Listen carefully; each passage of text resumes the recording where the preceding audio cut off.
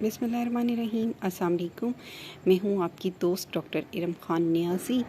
आज जिस टॉपिक पे हम बात कर रहे हैं वो है मम्स यानी कि कनपेड़े।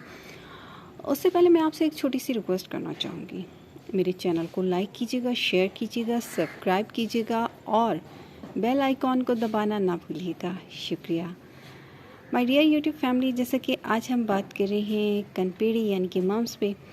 इसके सिम्टम्स पे बात करेंगे, इसके रीज़न्स पे बात करेंगे, इसकी हमें क्या अगर किसी पेशेंट को खुदा न खास्ता इस तरह का कोई प्रॉब्लम हो जाता है तो हमें उसमें उसकी केयर कैसे करनी है।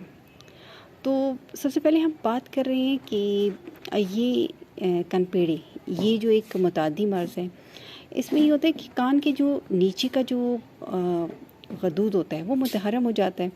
उसके साथ ही पेशेंट को जो है फ़ीवर होना शुरू हो जाता है। ये मर्ज़ जो है वबा फैलाता है। अमूमन लाइफ में एक बार होता है ये मर्ज़। इसके सिम्टम्स की बात करें तो उसमें ये होता है कि पेशेंट जो है उसको सर्दी लगती है, पेशेंट को क्या आती है, फिर इसके साथ साथ पेशेंट को तेज़ बुखार हो जाता है, नब्ज़ जो होती है वो तेज़ चलती है। पहले ये होता है कि एक जानिब जो होता है कान के सामने दर्द होकर वहाँ पे वरम होना शुरू हो जाता है पेशेंट को, और ये सोजिश इतनी बढ़ जाती है कि कान के पीछे जो है ना दर्द गर्दन तक फैल जाता है, और ये जो गदूद होते हैं ये मुतहरम होकर सख्त हो जाते हैं।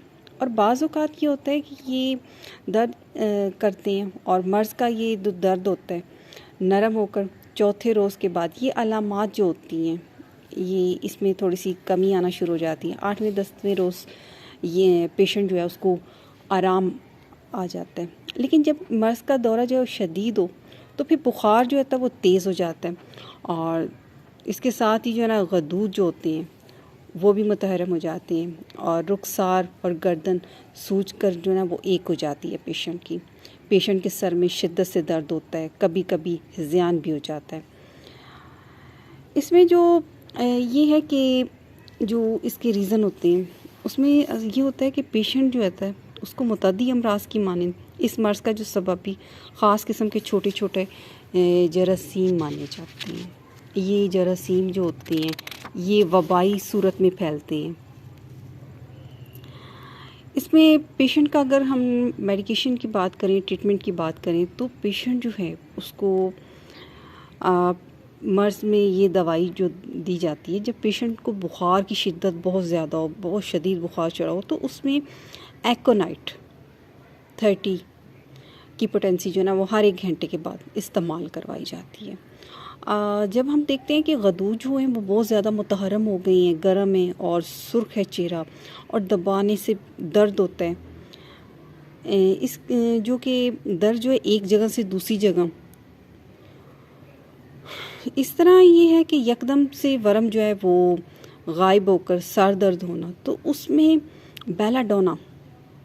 बेलाडोना मेडिसिन जो है 30 पोटेंसी में हर 1 घंटे के बाद पेशेंट को इस्तेमाल करवाई जाती है। जब वरम जो है वो स्याही माहिल हो जाए, सुर्ख हो और सुर्ख बाद का डर हो, और उसमें बुखार भी हो, अज़ाब बहुत ज़्यादा दुखते हों, पेशेंट में बहुत ज़्यादा बेचैनी पाई जाती हो, पेशेंट को बहुत ज़्यादा तकलीफ़ हो, तो उसमें रिस्टॉक्स हर 3 घंटे के बाद पेशेंट को इस्तेमाल करवाई जाती है। और हमें चाहिए कि अब हमें ये चाहिए कि अगर इस तरह का पेशेंट है हमारे पास तो उसमें हमें क्या उसकी एहतियात करनी चाहिए। पेशेंट को सर्दी से महफूज रखना ये बहुत ज़रूरी है।